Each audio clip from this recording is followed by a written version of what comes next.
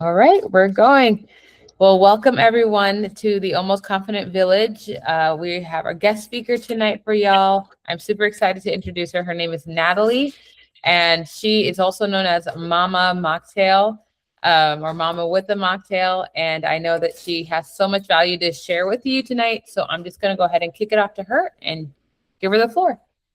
Hi, nice to meet all of you. Thank you. So I am Natalie, and yes, I'm known as Mama with a Mocktail. Though tonight I have my water. I don't have a mocktail, but I did bring along a non-alcoholic beer. I won't be drinking it, but we can talk about it a little bit later. So I put together a PowerPoint presentation. So it's been a while since I've given a health talk. So I'm really excited to be here. I'll be a little bit nervous, but I will, let's see here.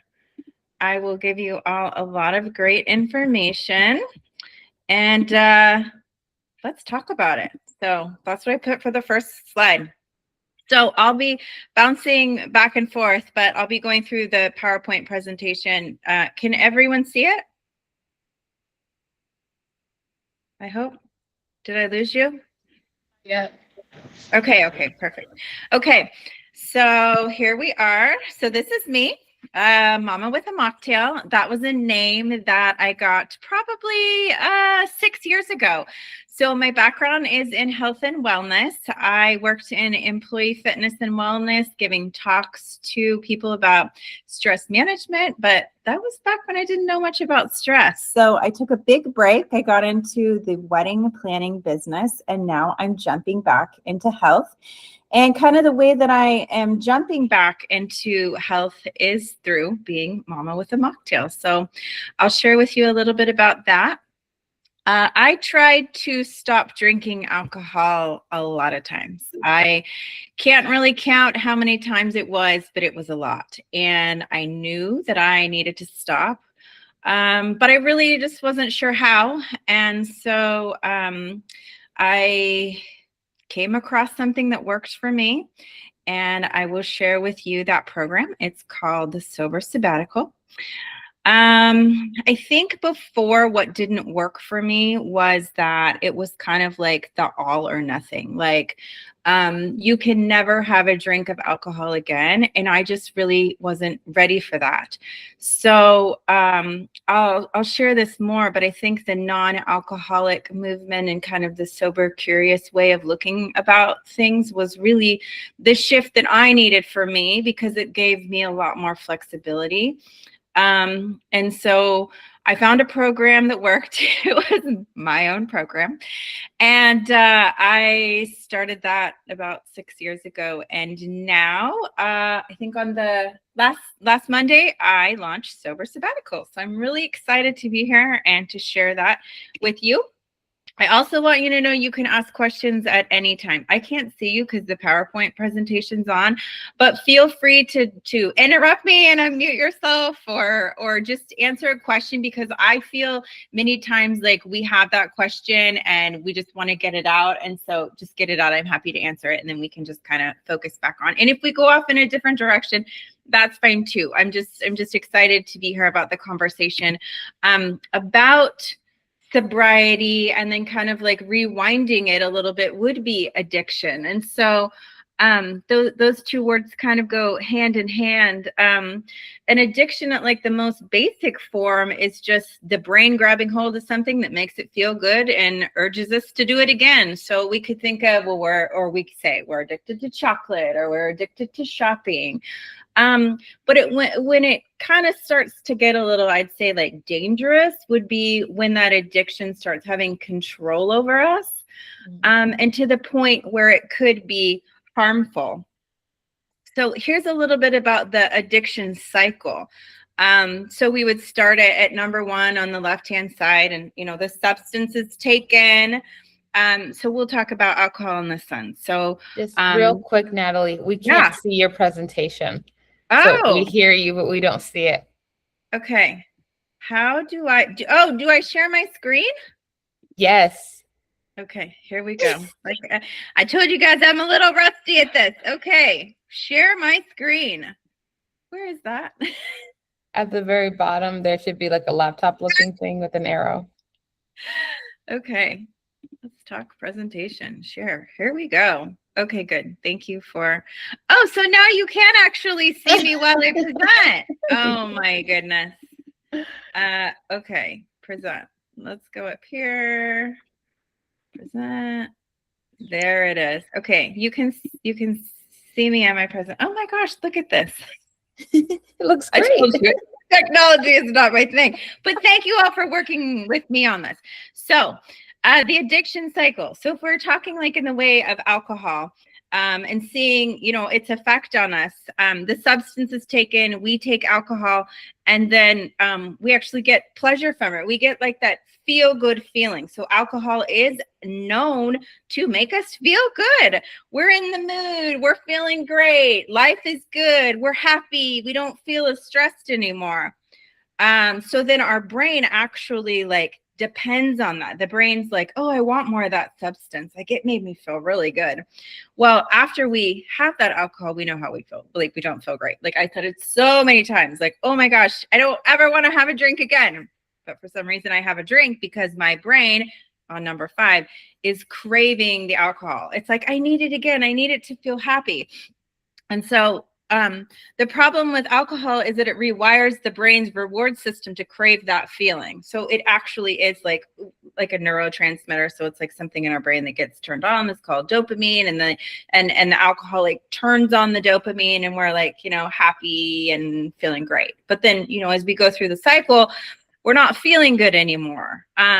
So then the cycle just repeats itself again. So that's why sometimes it's like, well, so I'm in California. It's 5 o'clock here. It is 5 o'clock somewhere. It's 5 o'clock here.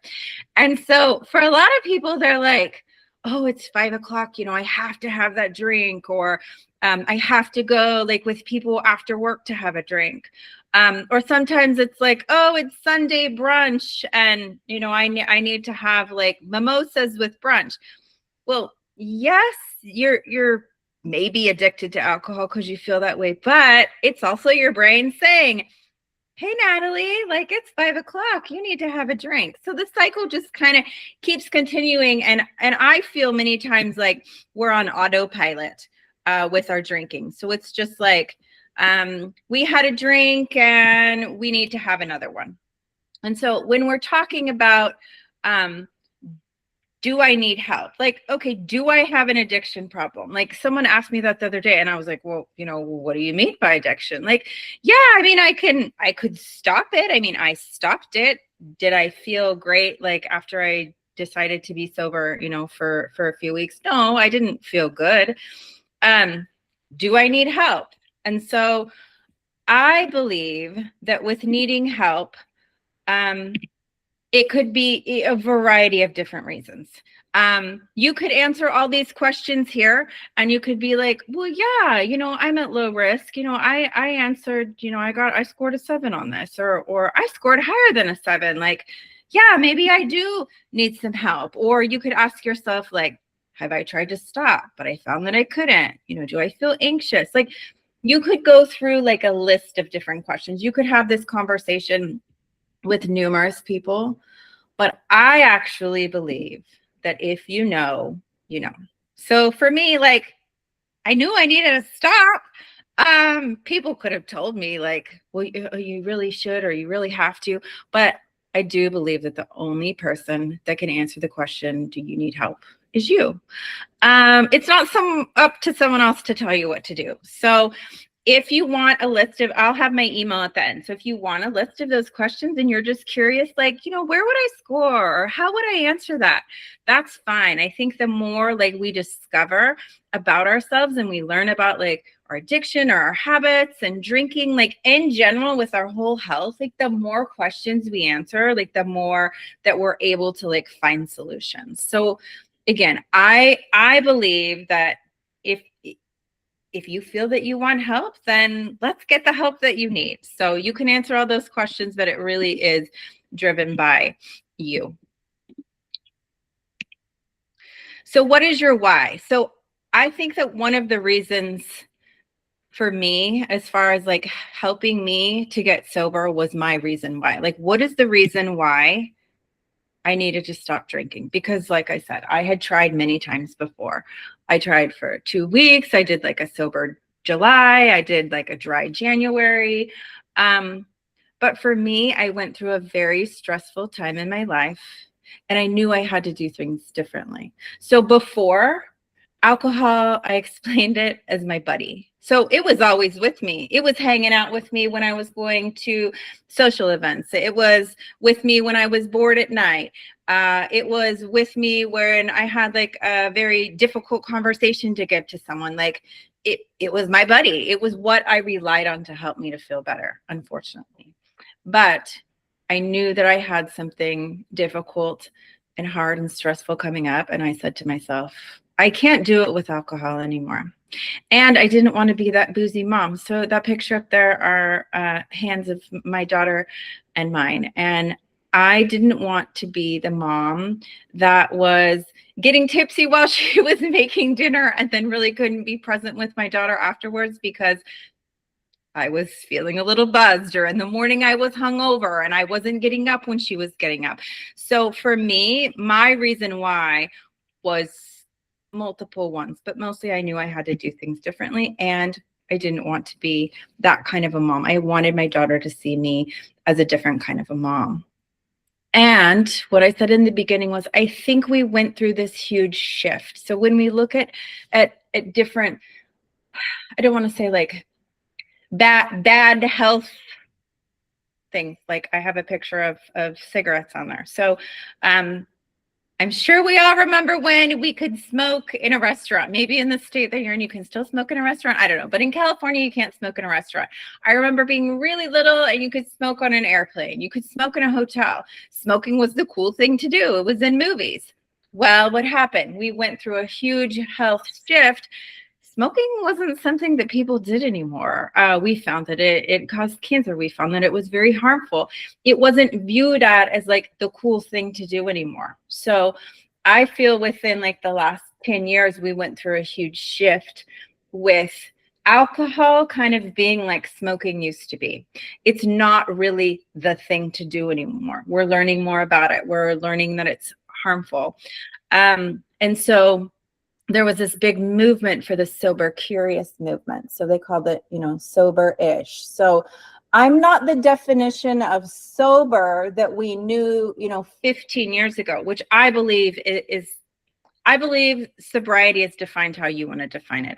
I'm not going to say that this is, the textbook definition of what sobriety has to be. And I believe that it's really true to you, and however you define that, it is how you see it. And that is very important. So with this movement 10 years ago, it was more like sober curious, like, oh, well, I wonder what it's going to be like if I don't drink, or I'm just going to try it out for, a 3-month period of time, or I'm not going to be drinking on the weekends. I'm only going to drink on like a Friday.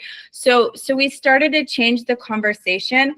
And then not only did we change the conversation, but non-alcoholic products came out. So in the beginning, I was like telling you about this non-alcoholic beer right here. So one of the things that you can do if you're going to think about, your sobriety is it's the ritual.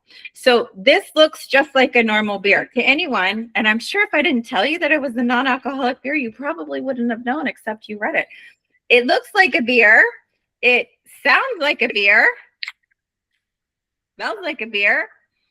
And if I poured it into something, I don't have a glass, it would foam up just like a beer. So I would think that I'm drinking a beer. Other people would think that I'm drinking a beer, but this is a non-alcoholic drink. So you're still experiencing drinking. You're just not experiencing the alcohol. So that's kind of the change. And then that's kind of the shift that helped me. So for me, I didn't want to be a never could I ever. Like again, I believe AA works for people and it is an amazing program.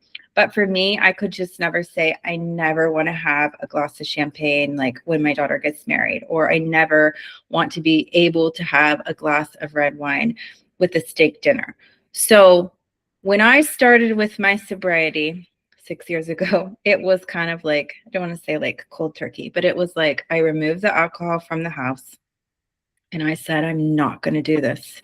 And I didn't do it for quite a long period of time. And I think that having that flexibility to say that, well, maybe if I want to drink, I can, helped me. Did I drink during those times? No. Am I very surprised that I didn't drink during some really hard times?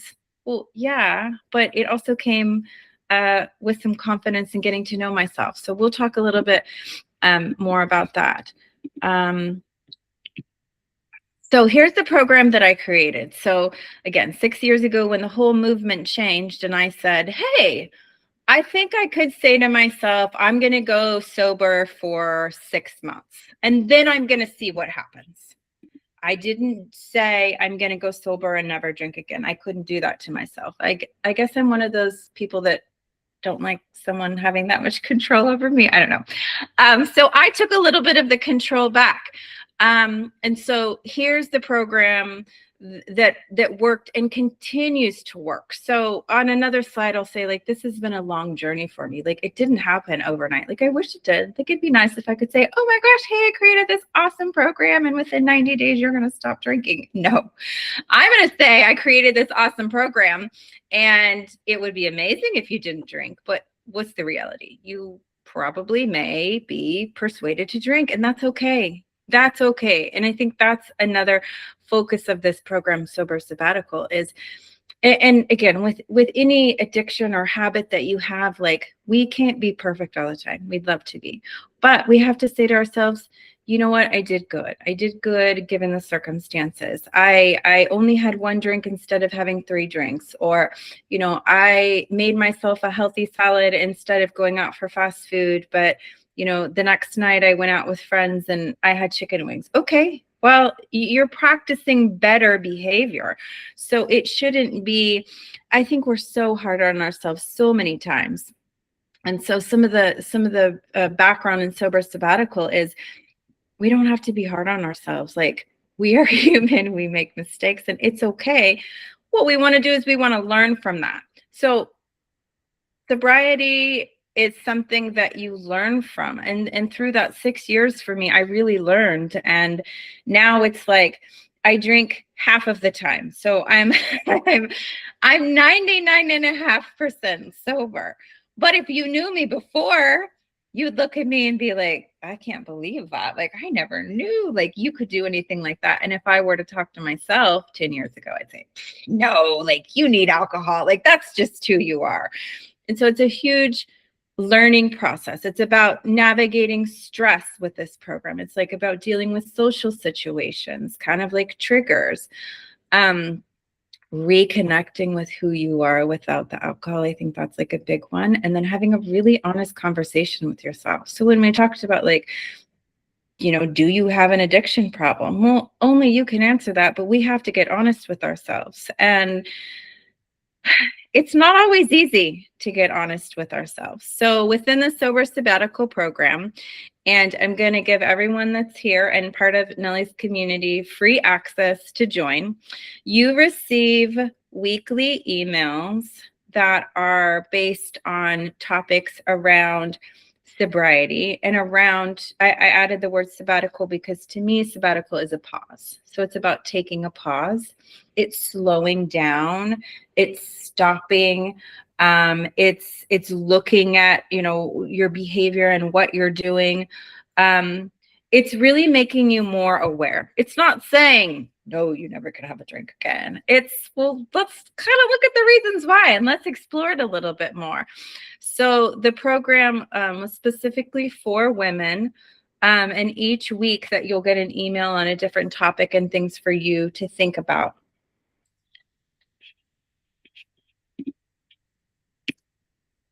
So simple ways to begin. So I talked about the ritual of switching out a drink. So when I first started and I said I needed to do this differently, so much of my drinking happened at home. It was also during COVID, which I'm sure a lot of bad habits, I'm going to say, came out of COVID because we were at home. Like we were at home and we were bored. Like I was drinking a bottle of wine. I was drinking 3 shots of whiskey. Like I was bored. And so I knew what triggered my drinking was at home. So I said, I'm going to pack it up at home and I'm going to donate some of it and the rest I'm going to throw in the trash, because I knew if it was around me that I was going to do it. So a simple way is to just say, you know, I'm going to get rid of it. But for some of us, that's hard. Like, and I'm here to say, like, there's no easy way to do it. So if you're like, oh my gosh, like I can't do that, or my husband drinks, like, how am I going to have this conversation with him? Or, you know, we have a holiday coming up and what is everyone going to say if I'm not drinking? Well, then let's see what we can eliminate and change. Like, let's see, like, this is a perfect example. No one knows what you're drinking. And if you make yourself like a fancy mocktail, no one's going to know what the difference is. And I have a picture of a slide in there of a drink that I had. And it's like, I was at a bar and everyone thought I was drinking something with alcohol. Like, no one knows what's in it. Another thing that you can do a simple way is just say no and don't go. So, sorry, I can't make it, or I'm busy, or, I mean, and again, like, you don't have to give an excuse. Like, the only person you have to commit to is yourself. Like, you don't owe anyone an explanation for why you're not doing this. So if drinking at like after work is like a big thing, or like I said, like brunch with the girls or a date night dinner, like, let's change the conversation. But, you know, first say, no, I'm sorry, I can't go. Or, oh, hey, well, is there something else we can do? Like, could we get coffee in the morning? Because unless your friends are like what do you put in coffee? I don't know. Bailey's and coffee, unless they're drinking Bailey's and coffee in the morning, like let's change the conversation a little bit more.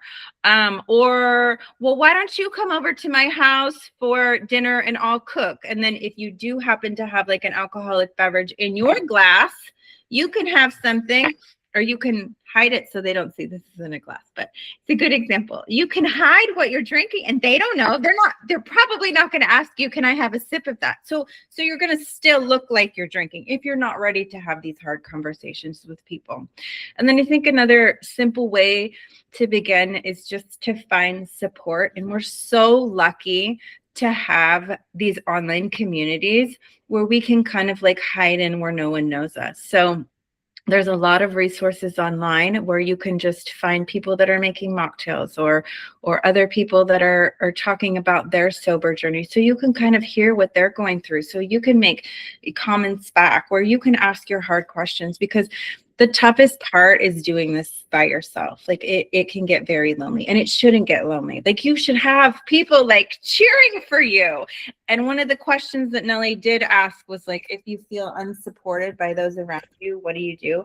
And we're going to get to that question in the end, because that was one of the hardest questions that she asked me. And I can go back and forth on that, but I will answer it, but I'm going to wait until the end, because not being supported creates an extra barrier, but there are ways around it. So those are some of the simple ways. Again, it's like the ritual, and I think there's so much in that, and I didn't put that on here, but there is a non-alcoholic brand, and it's called Ritual. And I think like our brain is used to, like I said, it looks like a beer, it sounds like a beer, it tastes like a beer, but it doesn't give you like the effect of a beer.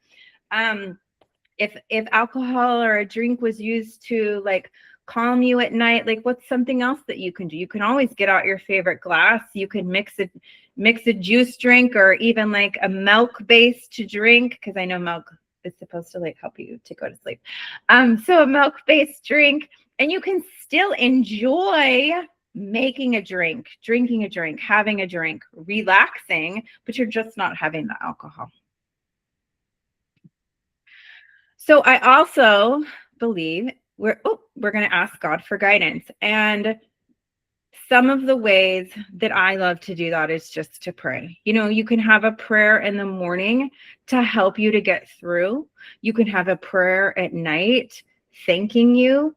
When you're feeling, I'm feeling God with us right now. So when you're feeling the urge, when the temptation comes, you know, pause and say a quick prayer. You know, God, please be with me. Please help me through this. Give me the strength. And I know in AA there is a prayer about that. So, dear God, give me the courage to face my cravings and fears. Help me to learn and find ways that meet my needs. Lord Jesus, thank you for helping me stay sober today. Continue to guide my thoughts and actions so I remain grounded in your love. And when we talk about this, it is forgiveness, forgiving yourself. Like if you do have a drink, it's okay. Forgive yourself. Don't be so hard on yourself. And maybe that's one of the reasons why I don't love some of the sobriety programs that are out there, because they say, like, we'll use today's date. If this is going to be the day that you start to get sober. To me, this is your day moving forward. This is the day you decided to make that decision. But in so many of these programs, they say, well, if you have a drink, like it starts over. You go to zero again. Well, I don't believe that. I believe it should still keep going. So, forgive yourself. Find the guidance from God to help you. That alcohol is a temptation. It's being tempted to do something to make you feel a way that you shouldn't. It's a temptation to hide feelings and emotions that are just too hard and painful. So those prayers are a good way to get guidance. So here's that drink that I was telling you about. I also believe in changing the conversation around, I need a drink, I'm going to have a drink. Well, a drink could be water. A drink could be this bubbly drink that I have here. A drink doesn't automatically mean that we're having alcohol in it. So if you're talking about friends and family, they're like, oh, let's go out for a drink. Oh, perfect. Let's go out for a drink. Well, you don't have to order a drink that has alcohol in it. You can order juice. You can order soda. They have so many fun alcoholic beverages out here. And this one that's on the picture here was at a bar where they had a menu. And I asked, which sometimes it's hard to be like, do you have any non-alcoholic options? But they said, yes, we do. Like we can make any of our drinks without alcohol. And so I really enjoyed this drink, and no one knew it didn't have alcohol in it. So just because someone uses the word, let's go for a drink or let's have a drink, it doesn't have to mean that a drink has alcohol in it. So like I said, it didn't happen overnight for me. Like I wish I could come up with like a lot of like quick fix programs, but I don't believe that we can fix these problems overnight. And I'm, again, if you do, call me. Let me know what your secret is. Maybe you have a magic wand. But it didn't happen overnight for me. And like I said in the beginning, like it took me many, many times before I finally like realized like I needed to stop doing this. It's been a 6-year journey. And I love the picture that I put on there because it's not a straight line. Like we do a little loop-de-loop. I did like a little loop-de-loop there. So yes, there were days where it was too much and I stopped by the store and I bought one beer. Thankfully, you can buy like one beer. Was I mad at myself for doing that? Yes. The next day, did I drink? No. Now, is it much better? Like, yes. And it takes time. And I believe this way in your health. Like I've always said, you're like a seed that you plant. And you plant it in the ground, you plant this nice little fragile seed. You can't see what it's doing, but you water it, you talk nicely to it, you let the sun shine on it, you let the rain. And that time when you're like, this seed is doing absolutely nothing. I've spent all this work on this seed. Where's it going? Right when you say that, what do you see? You start to see the little green poking up. So I feel it's like that with your health. I feel it's like that with any like sort of behavior that you're going to change. You're like, I put all this effort into it. Okay, I'm going to do a little shout out for Nellie here. Nellie has this walking pad that was like so cool. And I was like, I need to get myself a walking pad. And so I have a walking pad and it's right here in the kitchen. Like it's not really pretty, but it's here and I stumble over it. So I know I have to walk on it. So my daughter's 11 and she kind of like pokes me in my belly and she's like, Mom, like you've been on that walking pad and you still have your belly. And I'm like, I told her about the seed. I'm going to keep doing the work. Yes, I have a little belly and it's only been a few months, but hopefully by the time summer comes, the little bellies or that big belly is going to be like little again. And so it's so many times we feel like because we're exercising, we're supposed to see results right away. Because we decided to go on this sobriety program for a few weeks, like we should not be drinking anymore. We should be feeling better. Well, no, it's a journey. But I know that after 6 years, I can finally say alcohol doesn't have power over me anymore. And I think that's the important thing to remember.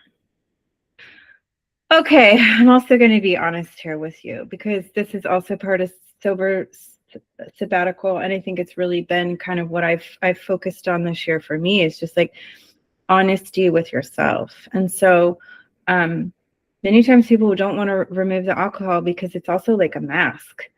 And so when I removed the alcohol, I was left having to look at myself in the mirror, and that's not easy. And I think it's probably one of the reasons why I kept drinking, because I wasn't ready to look at myself. Like, I didn't want to do that. I didn't want to go there. Like, it was easy to be someone else. It was easy to hide behind the alcohol.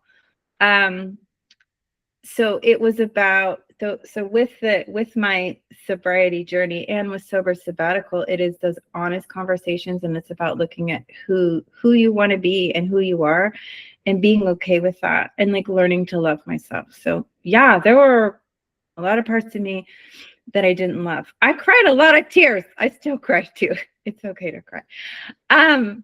But I knew that I wasn't hiding who I was. And I think that again, like with sobriety, it's like, oh, I'm going to feel better. Well, yeah, you're going to feel better. But I just want to be honest with you. Like, you're going to have to like face some of those, I don't want to say like fears that we have about ourselves, but I'll say that. But in the end and through the journey, like, you're going to learn to love yourself and love yourself for who you are and find the people who admire and love you for who you are. Oh, now I'm going to get emotional. So I want to thank Nellie, because I found her at a time where, I wasn't feeling too confident in myself, and we connected, and she was such a great support and a breath of fresh air.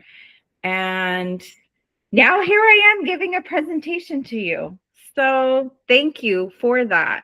But I didn't have the confidence, and I created Sober Sabbatical because I had to get real with myself and be like, you know what, Natalie, like, there are things that you're good at and you need to show that to the world. But it's hard. Like, it was hard to put myself out here and to talk to all you ladies and show my face and get ready and come up with a presentation. It had been a long time doing that. But I think the more that we find those people in our lives that love us for who we are and our flaws, the more we're going to love ourselves and be able to like show that to the world. And if the world doesn't like us, then, we're still okay with right? We're still okay with who we are. And we have people like Nellie. She'll love us for who we are. So, that there's that hard question again, when we feel unsupported by those around us. And it's like, we don't talk about sometimes letting people in our lives go because they're not supporting us where we need to be. And I'm not going to be here to say like, you need to let go of that friend who's the one taking you out for drinks all the time, but maybe it's about being a light to them. Maybe it's about showing them what you're going through and you being real with them, because again, it's very hard to be like real and honest with ourselves, let alone like people that we're friends with. So that's another hard thing to talk about is like the people that, I don't want to say like make us have those bad behaviors, but the people that are around us that maybe aren't as positive as we want to be. But that doesn't mean like we should let them go. It means like maybe how can we be like a light to them and like help lead them, reframe our relationship with them, and kind of help be like the change in them. So alcohol doesn't just change how we feel, it also gives us permission to become a version of ourselves that feels easier to be. So again, it's easy to hide behind that. Okay, so I'm going to do like a little bit of a shift here. So I'm going to see if anyone has any questions. Or should I just keep on talking? Okay, I'll keep on talking. Oh, I yes. will mention this because right at the beginning, you're talking about how alcohol is your buddy. And I think many times, because I'll say, because the village is a faith-based group, maybe not many are dealing with, say, straight up alcohol addiction. But I wanted to bring you in because, you know, I could hear that with my clients when they're talking about chocolate, when they're talking about sugar, when they're talking about any soft drink, like, and just that idea of like, I can't imagine life without it. It's been there when we're celebrating, when we're so like, hopefully through this, as we're like, some of y'all listening in, whether you drink or don't drink, or you have other addictions that you're battling, that we can see how the addiction is like the same, like the actual thing might be different, but the process of being addicted to is the same. What it's trying to soothe, what it's trying to mask, and the process of getting free of it is very similar, of giving yourself grace, but also eliminating some things from your immediate circle, like how you removed alcohol from your home. Yes, and with you know, if I think about unhealthy like behaviors as it comes to like health, with like you said, with like addiction with chocolate or sugar, and you know, as I'm looking at those cookies over there that I baked over the weekend, Joyce, it becomes our buddy. It becomes something that, you know, kind of comes along with us. It you know, when I think of like good and bad on your shoulder, like it's the bad on your shoulder that's like, yes, you should have more of me. You know, it takes over. And it's easy for it to take over because it's like, I baked the cookies because I wasn't having a good day. And what happened? I ended up eating more of those cookies, and I didn't make myself a healthy meal. But it was like, oh, we'll just eat the cookies. Like, they're easy. They're right here. And they make me feel better, when it should have been like, no, I'm not feeling good. So, you know, what healthy behaviors am I going to do? So I think that it's the same sort of principle. And with the sober sabbatical, it was my way to kind of get back into health.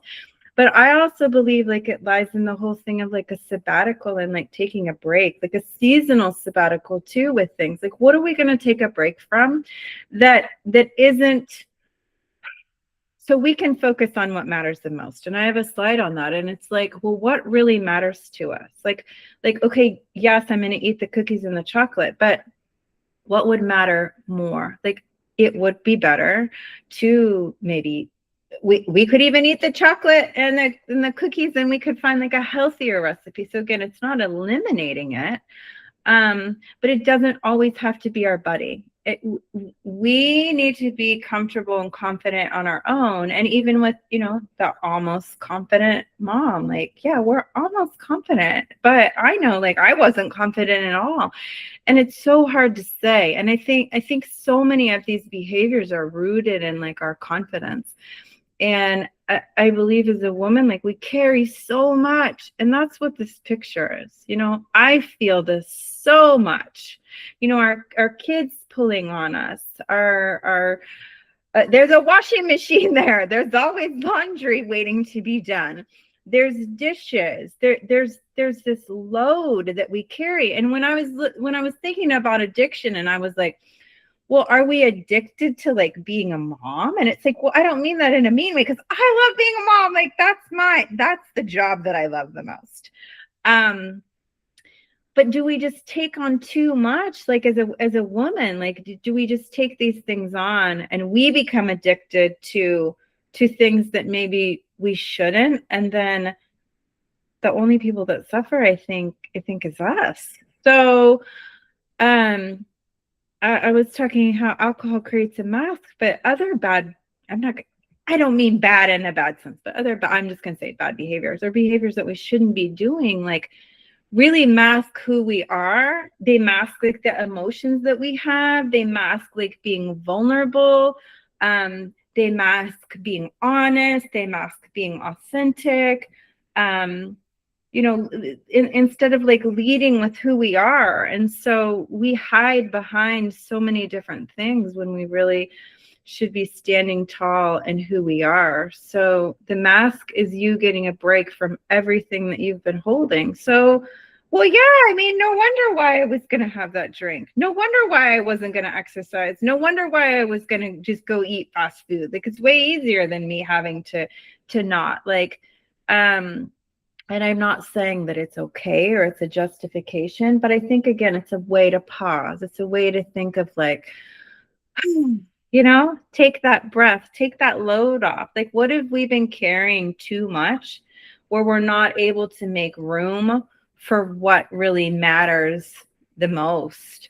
And it is this silent load of what we carry. And I just use, the mom as an example. Like, how many things do we have on our plate? I love to use the example of, okay, so think of a Thanksgiving dinner. How many dishes are out on that buffet for you for Thanksgiving dinner? And how hungry are you? And how excited are you to pile your plate high? I mean, you keep piling it all on there because someone else is going to come and they might get it. Or I need an extra scooping of grandma's stuffing. And then you're walking to the table and what happens? Your plate breaks. I think there was like a commercial like that, one of those like China paper plates, and it just like breaks. I mean, it's the overload. And I think that applies so much in our lives with whatever substance, whatever we're going through, whatever. I think it's just stress. And so that silent load of just carrying too much, where we take the easy way out, where we don't invest in ourselves and what matters the most. So what can you let go of today? Like, what are the things where you can say, like, I'm not going to do this anymore? You know why we're going to let go of it? Because we're going to make room for what matters the most. And as you can tell, I have like a little child because I use these fun little graphics. Oh, there was the capybara before, but I don't think you could see my screen. We want to make room for hugs and cuddles and love and baking and snuggles and teaching and family and God. And I think the mountains were nature, but it could be like vacations or what you enjoy. So what are we going to kind of like eliminate so we can like focus on what matters to us the most? So we'll pause and focus on what matters the most. And I believe in starting small. And also, like, think of yourself as that seed, because I've always used it for so long. And you're planting this seed, and you're the seed, and you're taking really good care of yourself. And I know you can't see it right away, but I know, and Nellie knows that all this work, and you know that all this work that you're doing, like, really matters, and we are hard on ourselves. So if you want to take any lessons by Natalie, that's going to be next. No, I'm just kidding. I love to make like things like that. So yes, I may do another. Nellie, you'll invite me in 6 months to do lessons by Natalie.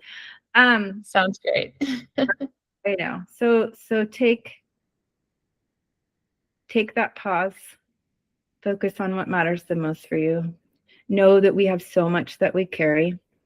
And we don't have to carry it all. We can give it to other people. We can take it off of our plates. Because I believe, if we don't pour into our own cups, like our cups are empty.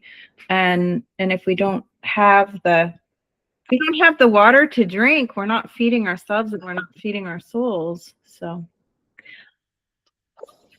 thank you. Okay. So here's my email. Any questions about the sobriety or any health, any health related topics, let me know. Oh, thank you for the heart. I love that. I wouldn't even know how to do that, but thank you. I'll learn next time. In 6 months, I'm going to know how to do that. Yeah, so here's the website where Sober Sabbatical is on. So I actually got involved in, thank you. I actually got involved in the non-alcoholic beverage business. Oh my gosh. I feel the love. Thank you, guys. And so Sober Sabbatical is found in there, and then you'll find the coupon code. Just enter the SS new coupon code if you want to get the program, or again, if you want to email me on anything, let me know. Beautiful. Should we save the? I'm gonna save the that question until last, but I want to hear it if anyone has any questions. Any questions, ladies? Don't hesitate to speak up and share.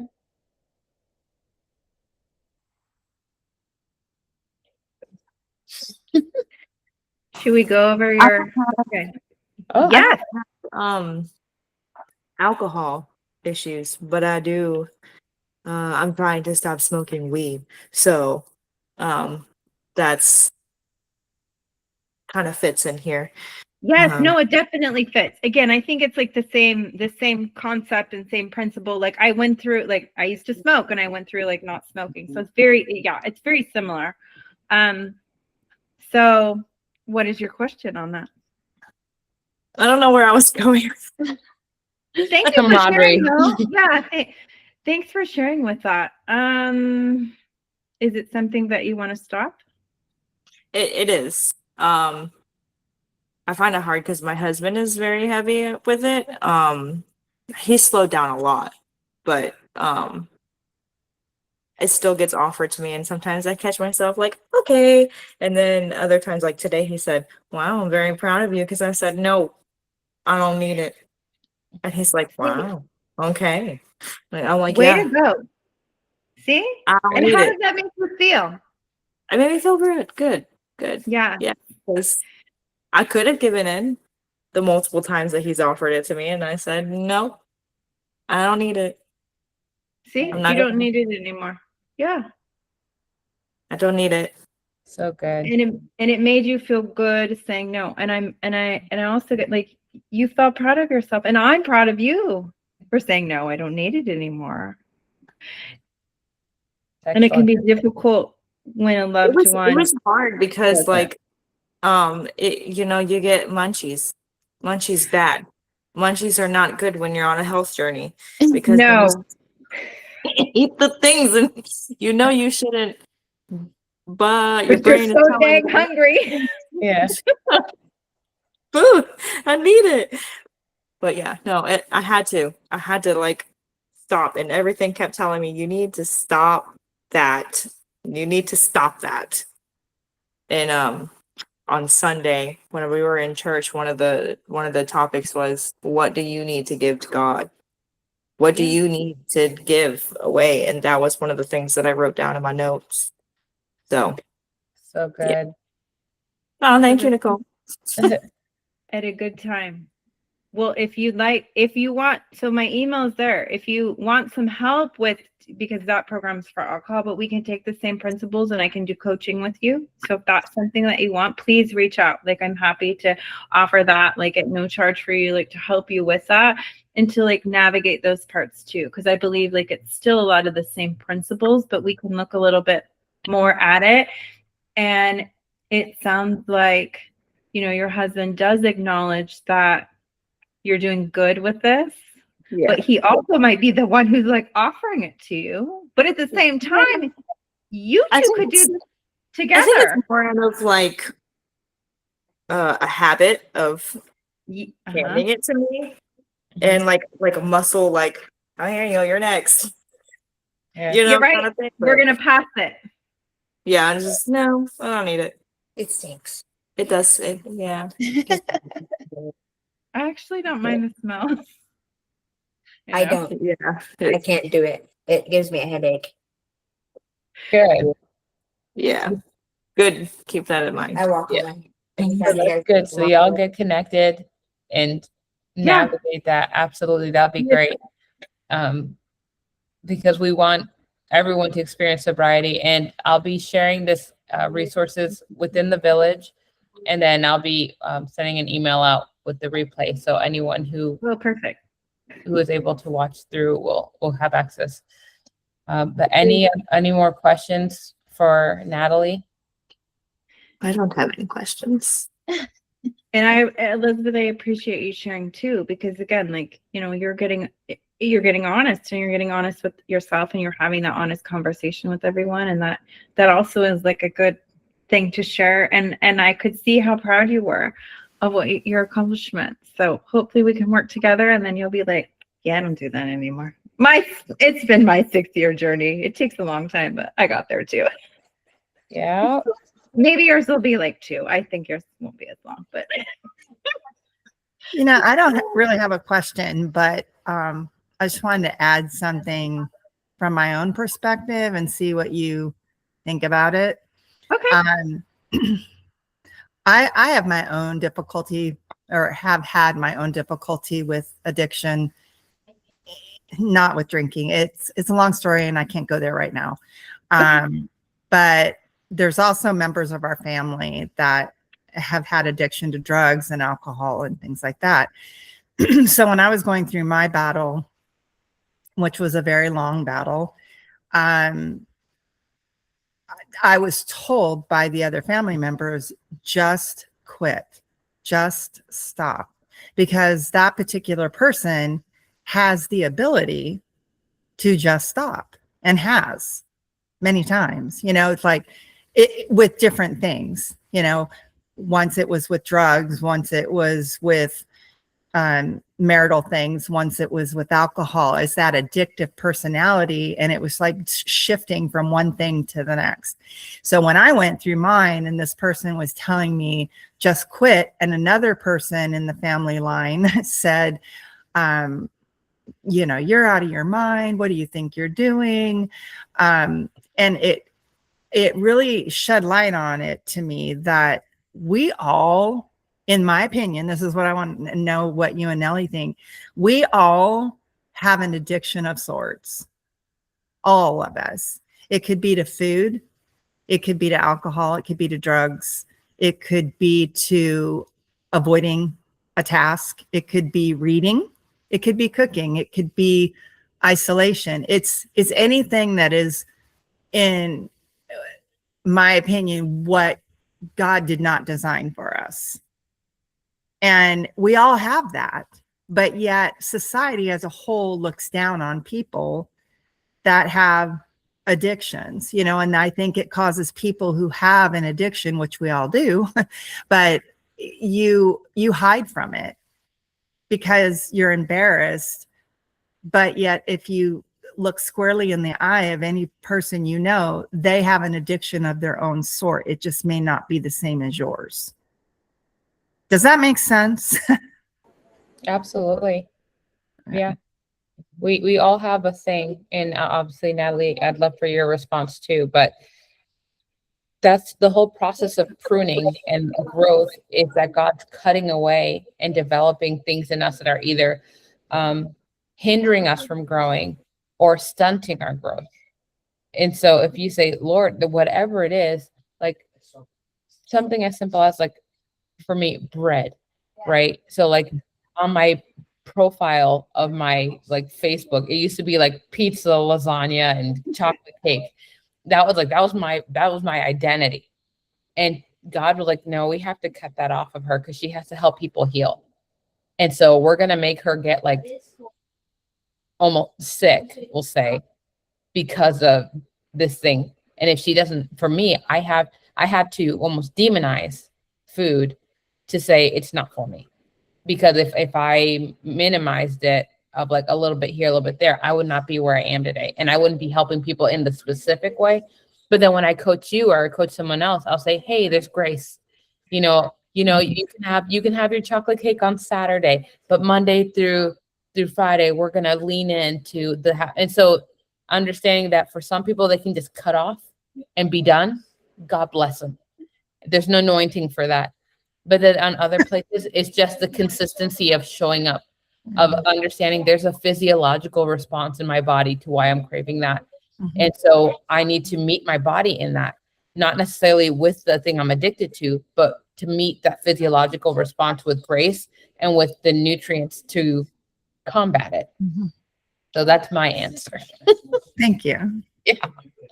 And I like your answer too, Nellie. I mean, if we could get all science nerdy in here, because I love to get science nerdy. But yeah, I mean, when you think of like the addiction, it is is physiological too. Like whatever it's going to be, like you're missing something. You're wanting to fill that need. Like when I talked about, alcohol was my buddy, like you want a buddy and we all want a buddy.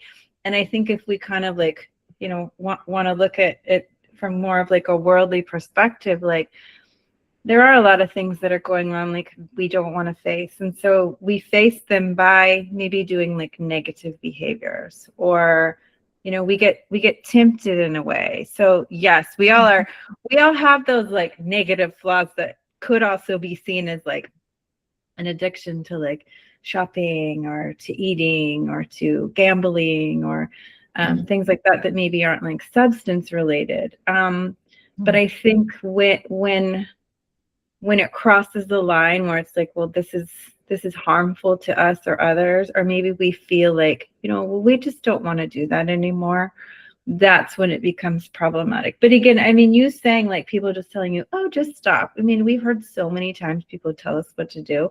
And that's another thing too. Like, I'm sure you're just like, don't tell me what to do. Right, don't tell me. Don't. What is that saying? Like, don't throw rocks at a glass house or something like that. I don't know. But don't judge. They don't want to look inside themselves. They want to tell you, oh, just stop. It's that easy. When it's like, well, maybe we shouldn't be doing it.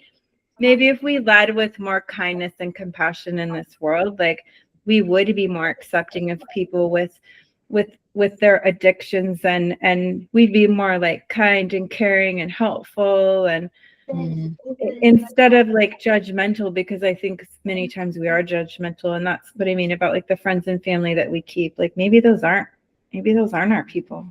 I don't know. Does that help a little, Karen? Thanks for sharing. Yeah, no, I've wrapped my head around it and I'm at peace with it now. But back when the journey first started, it was hard. Yeah. And I think people who are going through things need to know that you have to do what's right for you.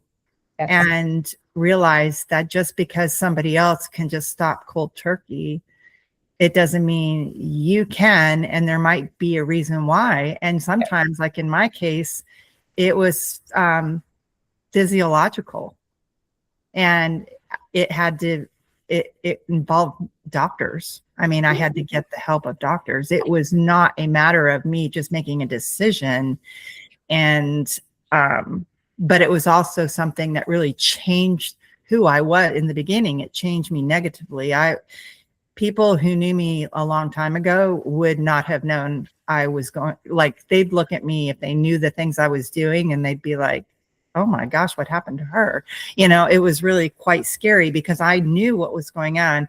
You know how they say, you're walking through the battlefield. You hear that saying, Yeah. You're walking through the trenches, the battlefield. I was the battlefield. I was the battlefield. Wow. And you said how you felt like the little voice, nah, nah, nah, nah, nah, nah, nah. And that's how I pictured myself every day. I had God sitting right here and I had the devil sitting right here. It was a full on war. And it went on for years. And it was horrible. It was the most horrible thing I've ever experienced in my life. And to come out of that, but you're so careful what you say, what you reveal, for not fear, because I don't fear any longer. I get concerned. I don't have fear that what others are going to think, or the judgment that they'll have and the criticism that they'll have, or losing somebody. Yeah. I lost dear friends because of it. And so then when I was talking to my doctors about it, they said, addiction is the same as grief. Oh, yes. Yeah. It's the same as grief. And it's like your picture that was all swirly. They said it's not linear. You don't go from the anger to the next phase, those 5 phases, Kubler-Ross or what, they're not. You don't. You go back and forth, back and forth, back and forth. And even 20 years later, you can go back. It's just a different kind of going back. And so once I knew that, it helped me so much to go, okay, the roller coaster ride I'm on and the friends that I'm losing, and needing to move, and like there were so many changes in my life, and I had all these other forces, people coming in saying, oh, well, now your husband's disabled, that's what caused it. No, it was physiological. And so to tell somebody just quit, it's like, no, sometimes you can't. So to be very sensitive to other people, that when they're going through addiction. I mean, Nellie and I knew people at the church we attended that young kids, not kids, but young adults that were dealing with addiction. And there's just no right way to say something because you don't really know what's going on inside of them. And what you say can either make it or break it. And we saw some people depart from this earth because of it. So it's just a very scary thing, addiction as a whole. But to think you're void of it, never in a million years did I think I would be that person, because I don't have an addictive personality. But mine was caused from a medication. So you have to be very careful even when you go to the doctor and they tell you to take something, because it destroyed my life. It destroyed me. Yeah. Nellie, I'll share with you someday. Of course. And when you're ready.